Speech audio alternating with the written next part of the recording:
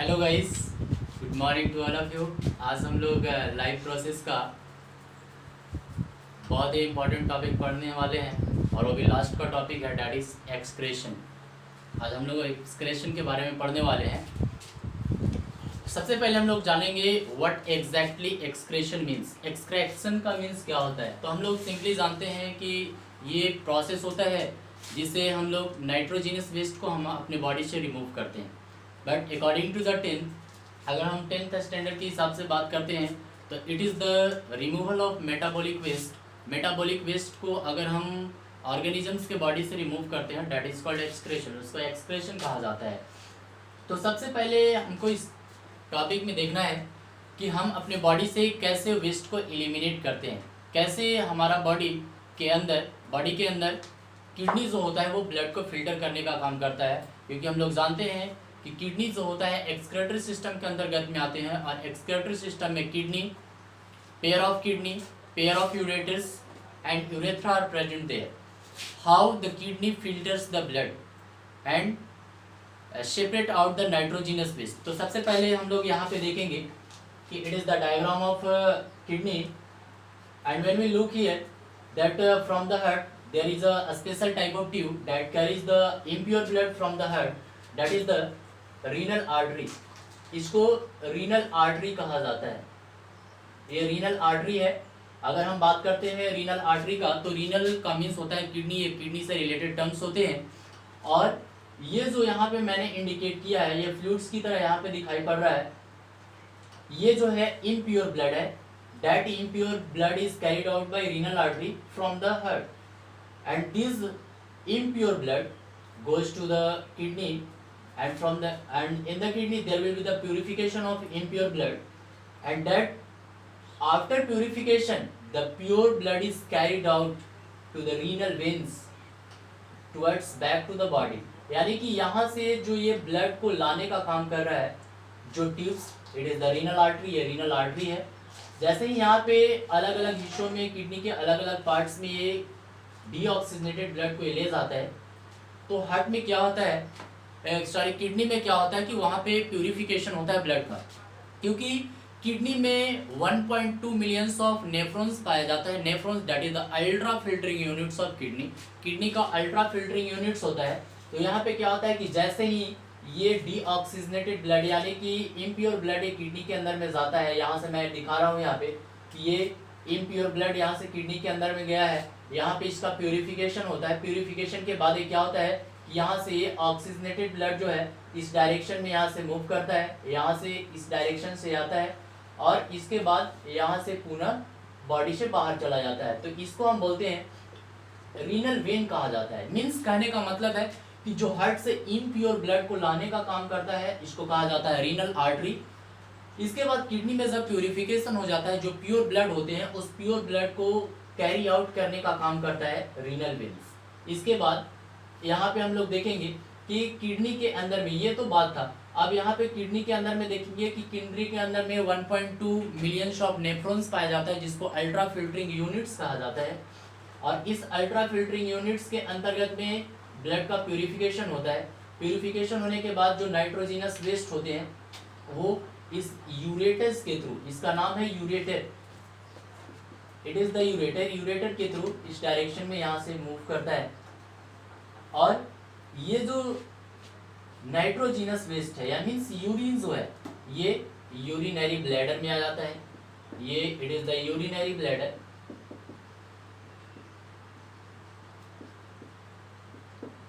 Urinary bladder में यहाँ पे आता है और यूरिनरी ब्लैडर से फिर होते हुए यूरेथ्रा के through, it is the urethra के थ्रू ये बॉडी से बाहर डिस्चार्ज हो जाता है। तो एक चीज़ मैं बता दूं कि यूरिनरी ब्लैडर और यूरेथ्रा के बीच में एक खास तरह की स्पेशल मसल्स पाई जाती है, जिस स्पेशल मसल्स को कहा जाता है स्पिंक्चर मसल्स। स्पिंक्चर मसल्स कहा जाता है और इसके बाद ये डिस्चार्ज होता है। दूसरी चीज़ अगर हम बात करते हैं, अभी जस्ट हम लोगों ने बात किया था कि एक किडनी के अंदर जो नाइट्रोजिनस वेस्ट सेपरेट होते हैं, तो यहाँ पे क्या होता है कि मेन डक्ट में ये सारा कुछ यहाँ पे कलेक्ट हो जाता है, लेकिन रीनल आर्टरी, रीनल वेन्स और यूरेटर्स को जो पार्टिकुलर पॉइंट पे कनेक्ट करने का काम करता है। जैसे यहाँ से रीनल आर्टरी आ रहा है, यहाँ से रीनल वेन्स है, और एक किडनी के अंदर जिस पार्टिकुलर पॉइंट पे, जिस पार्टिकुलर जंक्शन पे ये तीनों आपस में जाकर के मिलते हैं, उस पार्टिकुलर पॉइंट को हाइलम कहा जाता है। HILUM, हाइलम कहते हैं। It is a spot depression like structure where the arteries, veins and ureters meet together. ये सारे के सारे क्या होते हैं, एक पार्टिकुलर पॉइंट पे मिलते हैं। इसके बाद यहाँ पे और हम देखेंगे कि ये खास तरह का स्पेशल संरचना है, फनल शेप का स्ट्रक्चर यहाँ पे दिखाई पड़ रहा है। यहाँ पे ये फनल शेप स्ट्रक्चर का है, जिसको कहा जाता है रीनल पेल्विस कहते हैं। इसको रीनल पेल्विस कहा जाता है। और रीनल पेल्विस का एक काम होता है, रीनल पेल्विस है, इसका काम होता है कि जब ये जो नाइट्रोजिनस वेस्ट जो यहाँ पे स्टोर्ड होते हैं, यानी कि मेन डक्ट में जो होता है, वो मेन डक्ट से ये रीनल पेल्विस क्या करता है कि उस वेस्ट को ले करके और यूरेटर्स में डिस्चार्ज कर देता है, और यूरेटर से होकर के पुनः ये यूरिनरी ब्लैडर में आता है, जहाँ पे यूरिन स्टोर होते हैं। और इसके बाद यहाँ पे 0.5, अगर हम बात करते हैं एडल्ट का, तो 0.5 ml जो होता है पर डे यूरिन डिस्चार्ज होता है हमारे बॉडी से। लेकिन हमारी बॉडी में जो एक अडल्ट जो पर्सन होते हैं वह 1.5 लीटर्स ऑफ यूरिन को फॉर्म करते हैं पर डे, लेकिन डिस्चार्ज जो होता है 0.5 ml ही होता है। और जिस पार्टिकुलर मस्कुलर ऑर्गन से ये निकलता है, डिस्चार्ज होता है यूरिनरी ब्लैडर के through, that is the urethra, where a special type of muscles is present which allows the bladders to secrete outside the body। अब थोड़ा सा यहाँ पे हम देखेंगे कि कैसे ये नाइट्रोजिनस वेस्ट फिल्टर होता है किडनी के अंदर। तो यहाँ पे अगर हम बात करेंगे तो देखेंगे कि ये किडनी के अंदर पाया जाता है नेफ्रॉन्स, जिसमें बहुत सारे स्ट्रक्चर पाए जाते हैं। अगर हम इसकी बात करते हैं तो यहाँ पे अभी देखेंगे हम लोग कि ये है,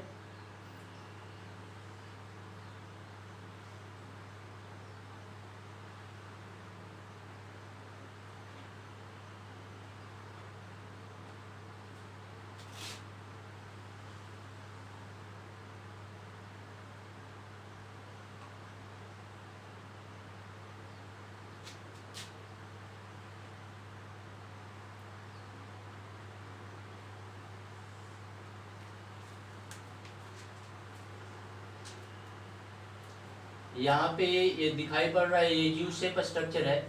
ये यू शेप स्ट्रक्चर को कहा जाता है हेनलीज लूप। और ये हेनलीज लूप जो है एक खास तरह के मेंडक्ट से जुड़ा हुआ होता है, जहाँ पे सारे वेस्ट स्टोर्ड होते हैं। अलग अलग नेफ्रॉन से अलग अलग तरह से वेस्ट आता है यहाँ पे हमारे बॉडी में, इसको मेन डक्ट कहते हैं। ये मेन डक्ट है।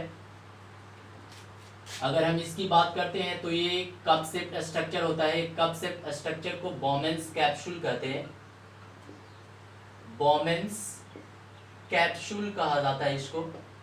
इसके बाद अगर हम यहाँ से बात करते हैं, ये बॉमेंस कैप्सूल है, इसके हम यहाँ पे बात करते हैं तो अभी जस्ट मैंने बात किया है कि ये जो यू शेप्ड स्ट्रक्चर यहाँ पे दिखाई पड़ रहा है, ये यू शेप्ड स्ट्रक्चर को हेनलीज लूप कहा जाता है।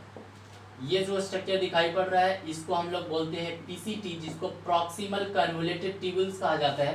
कन्वोलेटेड कहने का मतलब है, कन्वोलेटेड का मीन्स होता है क्वाइल, और ये जो पार्ट्स यहाँ पे दिखाई पड़ रहा है इसको कहा जाता है DCT, इसको DCT कहते हैं।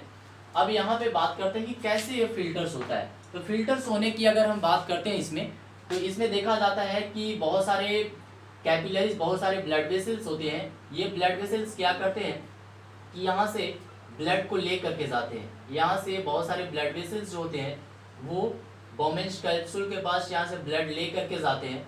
और यहाँ से क्या होता है कि जब ये ब्लड ले करके जाता है तो इस ट्यूब का नाम पड़ जाता है afferent tubules, AFFERENT, afferent renal tubule इसको कहा जाता है, जो ब्लड वेसल्स ब्लड को ले करके जाता है यहाँ पे बॉमेंस कैप्सूल के पास। यहाँ पे जैसे ही ये जाता है तो ये ब्लड क्या होता है, बहुत ही प्रेशर से जाता है, तो ये ब्लड इस तरह से ऐसे डिस्चार्ज होता है अलग अलग हिस्सों में ये मूव करता है।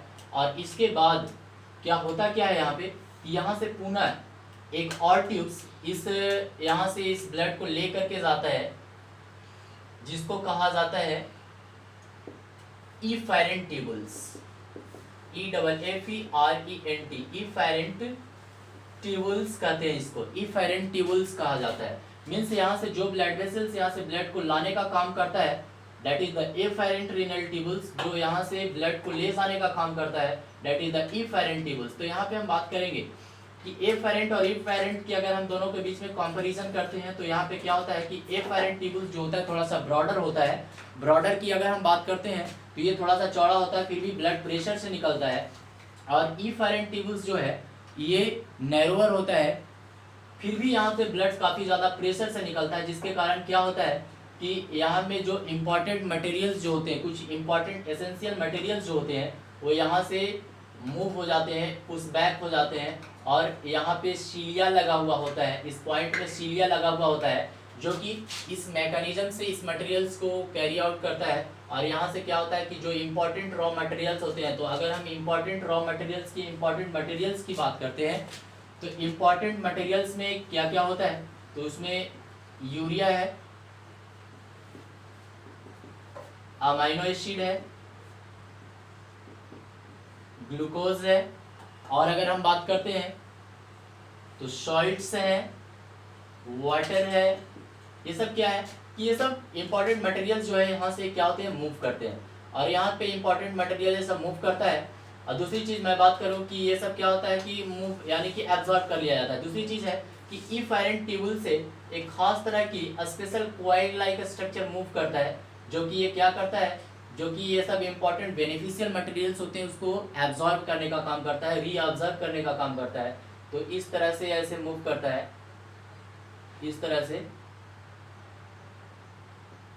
एक कॉइल्ड करता है। दूसरी चीज़ अगर हम और बात करते हैं तो इससे और यहाँ से ऐसे मूव कर जाता है। तो यहाँ पे अगर हम इसकी अगर बात करते हैं तो यहाँ पे ये क्या होता है कि जो ब्लड वेसल्स है, यहाँ पे जो ट्यूब्स आया है जो इसको कॉइल्ड किया है, ये क्या करता है, पुनः जो इम्पॉर्टेंट मटेरियल्स हैं जैसे अमीनो एसिड है, ग्लूकोज है, ये क्या करता है कि इसको पुनः रीअब्जॉर्ब करने का काम करता है, जिसको बोलते हैं सिलेक्टिव रीअब्जॉर्प्शन।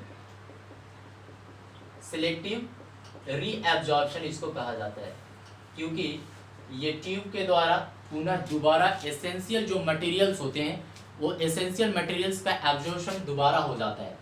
दूसरी चीज़ अगर हम बात करते हैं कि जो यहाँ पे अब जैसे ही आता है, अब जो एक्स्ट्रा सॉल्ट्स और वाटर्स है, वो एक्स्ट्रा सॉल्ट्स और वाटर्स जो होता है गर्मी के दिनों में हमारे बॉडी से वेस्ट का क्या बोलते हैं, हमारे बॉडी से वाटर लॉस होता है वेपर के रूप में। वेपर के रूप में होता है, मीन्स कहने का मतलब है कि स्वेट के रूप में हमारे बॉडी से निकलता है, पसीने निकलते हैं। तो हमारे बॉडी में जो वाटर और सॉल्ट्स को बैलेंस करने का काम करता है वो हेनलीज लूप में होता है। और यहाँ पे हमारे बॉडी के अंदर जो वाटर और सॉल्ट्स के कंटेंट्स को जो बैलेंस करने का काम करता है, दैट इज कॉल्ड, उस प्रोसेस को हम ऑस्मो रेगुलेशन कहते हैं। ऑस्मो रेगुलेशन कहा जाता है। Osmo regulation is the process through which salts and waters are maintained in our body, which is very important for the living organisms. Living organisms के लिए बहुत ही इंपॉर्टेंट होता है ये। और हेनलीज लूप में वाटर और सॉल्ट्स एब्जॉर्ब होते हैं। यूरिया जो होता है यानी कि जो वेस्ट बच जाते हैं, वो यूरिया यहाँ से होते हुए डीसीटी से होते हुए जाता है मेन डक्ट में, अलग अलग नेफ्रॉन से सारे वेस्ट जो होते हैं, सारे नाइट्रोजिनस वेस्ट जो होता है इस मेन डक्ट में आता है। और ये मेन डक्ट में जैसे ही आता है तो मेन डक्ट से एक खास तरह का फनल शेप्ड ऑर्गन अटैच होता है, इराइज होता है, ऑरिजिनेट होता है, जिस फनल शेप्ड ऑर्गन को रीनल पेल्विस कहा जाता है। और वो रीनल पेल्विस जो होता है क्या करता है कि इस वेस्ट को यहाँ से ले करके और पुनः फिर क्या करता है कि वह यूरेटर्स के थ्रू यूरेटर्स में डिस्चार्ज करता है और वो पुनः फिर कहाँ आ जाता है, यूरिनरी ब्लैडर में। तो यहाँ पे ये चीज़ होता है। अगर हम बात करते हैं तो यूरिनरी ब्लैडर में एक अडल्ट में 1.5 लीटर्स यूरिन पर डे बनता है, लेकिन हमारे बॉडी से जो यूरिन एलिमिनेट होता है हमारे बॉडी से वह 0.5 ml ही होता है। 0.5 ml यूरिन ही हमारे बॉडी से डिस्चार्ज होता है। दूसरी चीज़, एक और इम्पॉर्टेंट चीज़ यहाँ पे छूट गया है, जिसकी हम अगर बात करते हैं किडनी का, तो किडनी का जो वेट होता है वह 140 to 160 ग्राम होता है। 140 से 160 ग्राम इसकी वजन होती है। बीन शेप्ड स्ट्रक्चर होता है। एक और चीज़ इसमें और हम देखेंगे कि यहाँ पे ऐसा देखा जाता है, अगर हम एज्यूम करते हैं तो हमारा जो राइट किडनी है, हम लोग इस तरह से एज्यूम करते हैं ये हमारा राइट किडनी है, ये हमारा लेफ्ट किडनी है। तो ये जो राइट किडनी है और ये हमारा लेफ्ट किडनी है। इसमें देखेंगे कि थोड़ा सा राइट किडनी जो होता है वो थोड़ा सा डाउन है, ये जो लेफ्ट किडनी है थोड़ा सा ऊपर में है। ऐसा किस लिए होता है? तो इसके लिए इंपॉर्टेंट रीज़न है, ये थोड़ा सा छोटा भी होता है, इसके लिए एक खास तरह की रीज़न है, क्योंकि हमारे बॉडी में इसके पास एक खास तरह की स्पेशल ऑर्गन्स पाई जाती है जिसको लीवर कहा जाता है, और लीवर प्रेजेंट होता है इसके पास, इसीलिए किडनी का साइज छोटा होता है और ये कुछ डाउन होता है। तो ये हम लोगों ने देखा कि कैसे हमारे बॉडी में यूरिन फॉर्म होता है, कैसे हमारे बॉडी में जो किडनी होता है वो वेस्ट मटेरियल को फिल्टर करने का काम करता है। दूसरी चीज़ अगर हम इसमें और बात करते हैं प्लांट्स का, तो प्लांट्स में भी वेस्ट का एलिमिनेशन होता है और वो बहुत सिंपल होता है, बहुत ही सिंपल प्रोसेस होता है उसमें, हमारे बॉडी की तरह कॉम्प्लिकेटेड प्रोसेस नहीं होता है। तो एक प्लांट्स में जो वेस्ट का एलिमिनेशन होता है, अगर हम बात करते हैं कि प्लांट्स में फोटोसिंथेसिस होता है, उससे ऑक्सीजन जो निकलते हैं वो भी एक तरह का वेस्ट है। कार्बन डाइऑक्साइड रेस्पिरेशन के दौरान कार्बन डाइऑक्साइड को रिलीज करते हैं, वो भी एक तरह का वेस्ट है। पेड़ प्लांट्स में जो लीफ होते हैं, पत्ते जो होते हैं, उसका विल्टिंग होता है, उसका शेडिंग होता है, यानी कि जिसको पतझड़ बोलते हैं, पत्ते गिरते हैं, वो भी एक तरह का वेस्ट है। दूसरी चीज़ अगर हम फ्रूट्स की बात करते हैं, तो फ्रूट्स में भी क्या होता है कि कुछ वेस्ट मटेरियल जो होते हैं प्लांट्स में, वो प्लांट्स के फ्रूट्स में सॉलिड के फॉर्म में स्टोर हो जाते हैं, जिसको हम रेफाइड्स कहते हैं, रेफाइड्स कहा जाता है। प्लांट्स के बॉडी में अगर वेस्ट मटेरियल्स का स्टोरेज सॉलिड के फॉर्म में होता है तो उसको हम रेफाइड्स कहते हैं। और भी अगर हम बात करते हैं तो प्लांट्स के बॉडी में वेस्ट मटेरियल का एक्सचेंज स्टोमाटा के थ्रू भी होता है। वुडी प्लांट्स होते हैं उसमें वेस्ट का एलिमिनेशन लेंटिशेल के द्वारा होता है। ट्रंक की अगर हम बात करते हैं तो ट्रंक में क्या होता है कि हम बहुत से ऐसे प्लांट्स में देखते हैं कि उनका जो ट्रंक होता है, ट्रंक के हिस्से को अगर हम लोग कट करते हैं तो उससे दूध की तरह वाइट सब्सटेंस निकलता है, जिसको लैटेक्स कहें या गम्स कहें या रेजिन्स कहा जाता है, वो एलिमिनेट होता है, जो भी क्या है वो भी एक तरह का वेस्ट है। और इसमें हम लोगों ने देखा कि कैसे वेस्ट का एलिमिनेशन होता है हमारे बॉडी के अंदर। तो ये हमारा लाइफ प्रोसेस का बहुत ही इंपॉर्टेंट टॉपिक था और ये लास्ट टॉपिक था। अगर इस चैप्टर से रिलेटेड अगर किसी भी तरह का किसी को अगर डाउट होगा तो आप हमारे कमेंट बॉक्स में, हमारे कमेंट सेक्शन में लिख सकते हैं और अपने क्वेश्चन को भी ऐड कर सकते हैं। दूसरी चीज़, हमारे यूट्यूब चैनल को वॉच करने के लिए best of luck to everybody. आप इसी तरह से वॉच करते रहें और हमारे चैनल्स को भी ज़्यादा से ज़्यादा शेयर करें।